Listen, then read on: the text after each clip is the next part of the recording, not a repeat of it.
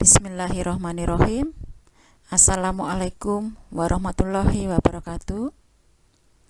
Semoga kalian semua selalu dalam keadaan sehat selalu. Bersama saya Bu Yunani, dan pada kesempatan ini saya akan membahas tentang materi manajemen aset. Dan yang akan kita bahas kali ini mengenai aset tetap. Baiklah, sub-pokok yang akan dipelajari kali ini, yang pertama adalah definisi aset, kemudian harga perolehan aset tetap, depresiasi atau penyusutan, dan penjualan aset tetap. Definisi aset tetap di sini adalah salah satu aset berwujud yang didapat dalam sebuah bentuk yang siap untuk dipakai atau difungsikan atau juga dengan dibangun lebih dahulu, yang dapat difungsikan dalam operasi perusahaan dan tidak dimaksudkan untuk dijual. Kemudian, harga perolehan aset tetap. Harga perolehan aset tetap di sini adalah keseluruhan biaya yang dikeluarkan untuk memperoleh aset tetap. Kemudian, depresiasi penyusutan, semua aset tetap kecuali tanah kehilangan kapasitas produktivitasnya untuk menyediakan jasa dan kehilangan ini diakui sebagai penyusutan. Kemudian penjualan aset tetap, ketika menjual suatu aset tetap, pilihannya adalah untung dan rugi. Untung apabila harga jual lebih besar daripada nilai buku dan rugi jika harga jual lebih kecil daripada nilai buku. Nah, pertama kali yang kita bahas terlebih dahulu tentang aset tetap. Aset tetap memiliki 3 karakter. Yang pertama ada wujudnya, kemudian digunakan dalam kegiatan operasional atau entitas, dan tidak untuk dijual. Tidak untuk dijual di sini ya, diartikan bahwa kalau untuk dijual masuknya persediaan, bukan untuk disewakan. Dan juga kalau disewakan artinya masuk investasi atau properti, dan bukan untuk ditahan. Artinya kalau ditahan itu masuk kenaikan nilai atau sesuai peraturan PSAK nomor 16. Ada beberapa aset tetap yang wajib dimiliki perusahaan. Di sini adalah tanah, bangunan, peralatan, kendaraan, alat-alat kantor, dan lain-lain. Semua aset tetap kecuali tanah yang tidak dapat didepresiasi. Nah, untuk depresiasi ini akan kita bahas nanti di pertemuan tersendiri. Kita kembali ke harga perolehan. Setiap membeli sesuatu, pasti ada harga yang harus kita bayar. Begitu juga dengan aset tetap. Tapi, harga mana yang kita catat di laporan keuangan? Ingat, harga perolehan adalah semua biaya yang dikeluarkan untuk memperoleh aset tetap tersebut, mulai dari biaya pembelian hingga semua biaya-biaya yang timbul hingga saat aset tetap tersebut siap beroperasi. Biaya untuk memperoleh aset tetap tanah, misalnya, itu meliputi harga beli, biaya PPAT atau notaris, komisi broker atau perantara, pajak, biaya pembersihan lahan, dan kalau ada biaya lainnya yang disebutkan di atas juga sebagai biaya untuk memperoleh tanah. Dan biaya yang dikeluarkan untuk memperoleh aset berupa tanah, pencatatan ayat jurnalnya, misalkan beli dengan tunai, tanah di debit, kas di kredit.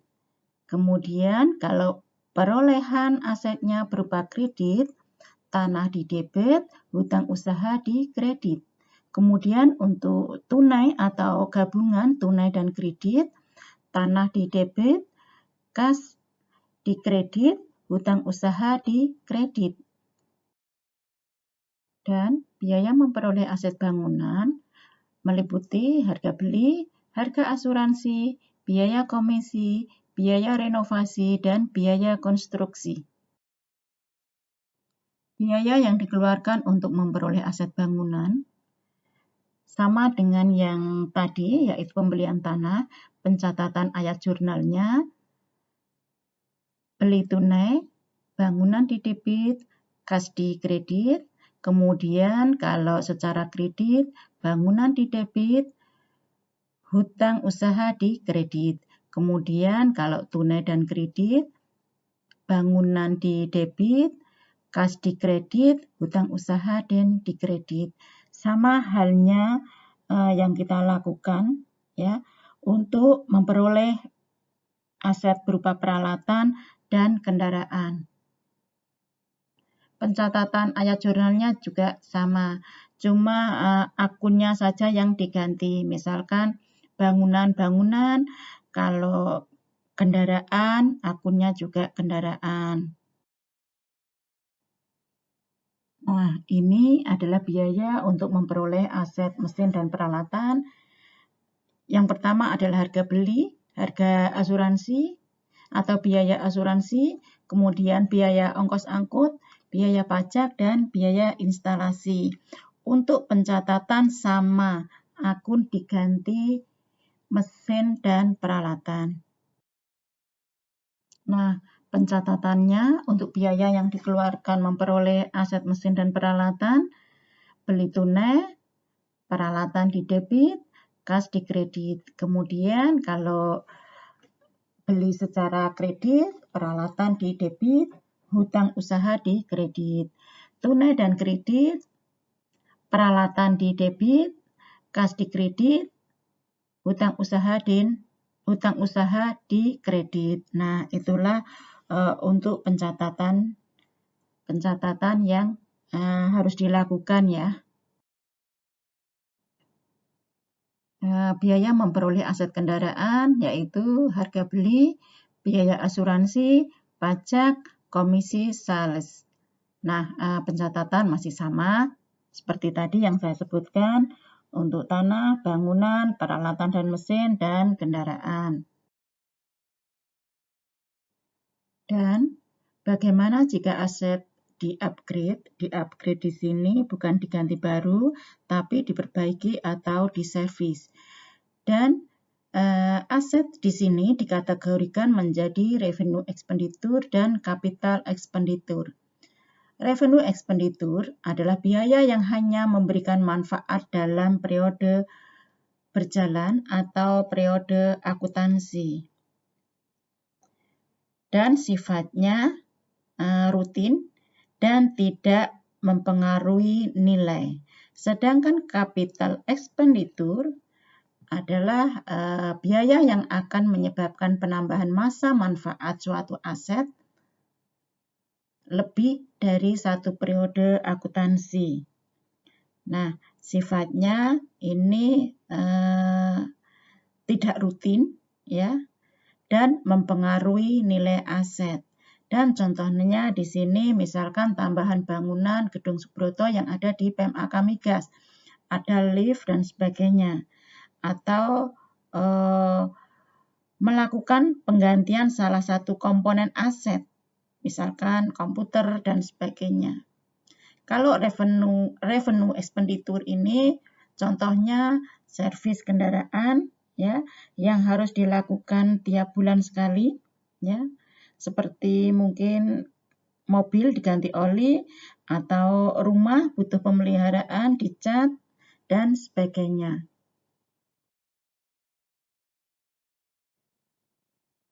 Klasifikasi biaya aset tetap. Nah, kira-kira beginilah aset-aset yang diakui sebagai revenue expenditure dan capital expenditure. Revenue expenditure, jika manfaat yang akan dirasakan itu satu periode saja, maka tergolong revenue expenditure. Kemudian, capital expenditure, pengeluaran modal atau belanja modal, biaya yang akan menyebabkan penambahan masa manfaat atau umur ekonomi suatu aset tetap. Sedangkan manfaat tidak hanya satu periode saja, tapi beberapa periode ke depan maka dikategorikan capital expenditure.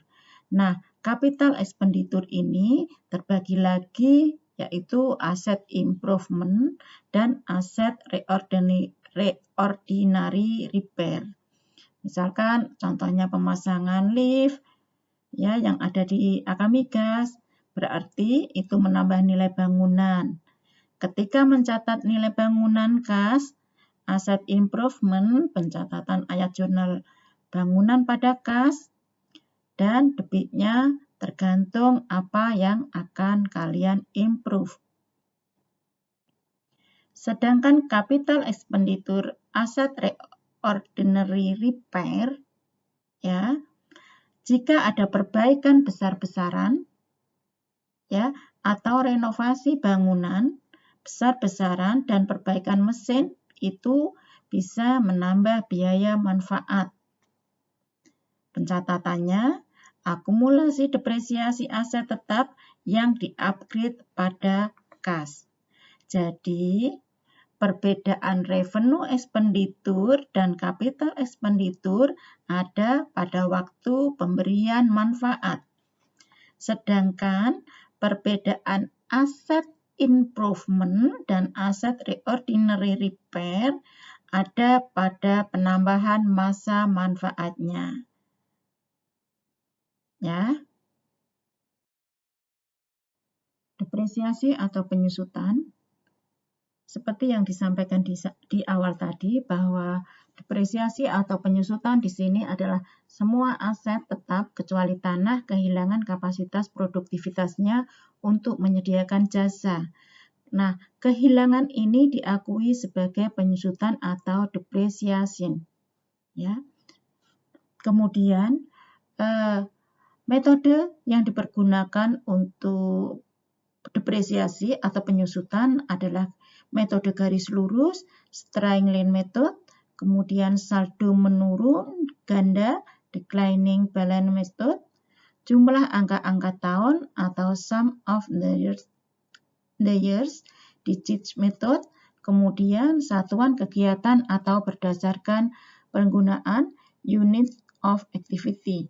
Nah, dari keempat metode ini yang sering digunakan oleh akuntansi, sedangkan pajak sendiri yaitu menggunakan garis lurus dan saldo menurun ganda. Dan kenapa tanah di sini tidak mengalami penyusutan? Karena harga tanah yang terus naik ya atau melonjak dan kemampuan untuk menghasilkan pendapatan ya terus meningkat setiap tahunnya. Makanya orang itu sering memilih beli tanah ya, kadang tidak pandang lokasinya di mana. Tapi tanah itu adalah pilihan yang tepat untuk berinvestasi ya. Dan selanjutnya adalah faktor-faktor beban depresiasi atau penyusutan. Yang pertama adalah biaya awal atau harga perolehan adalah semua pengeluaran yang berhubungan dengan perolehan dan penyiapan aset tetap sampai aset tetap bisa dioperasikan. Kemudian, nilai sisa atau nilai residu itu adalah taksiran nilai aset tetap setelah habis masa penggunaannya.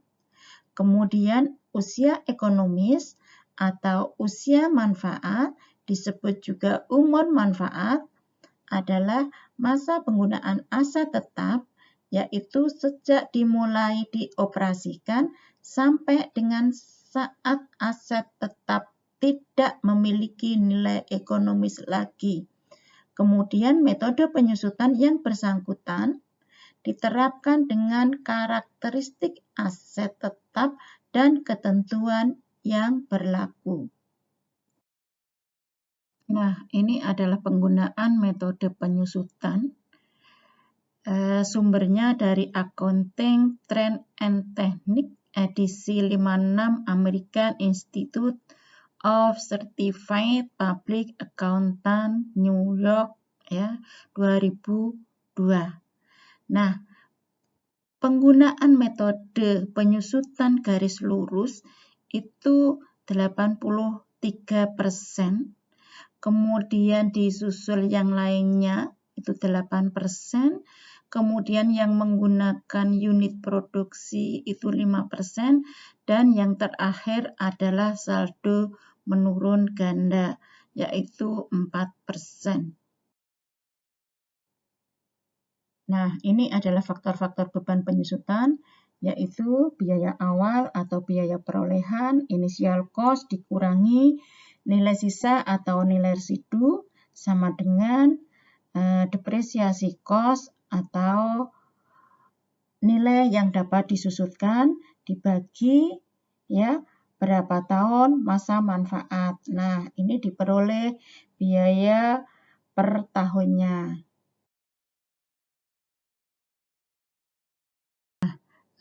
Sub pokok bahasan yang terakhir adalah penjualan aset tetap. Pembelian sesuatu pasti ada harga perolehan. Sesuatu untuk memperoleh suatu aset dan siap untuk digunakan dan tidak hanya harga beli tapi juga harga lain. Kira cukup. Terima kasih. Assalamualaikum warahmatullahi wabarakatuh.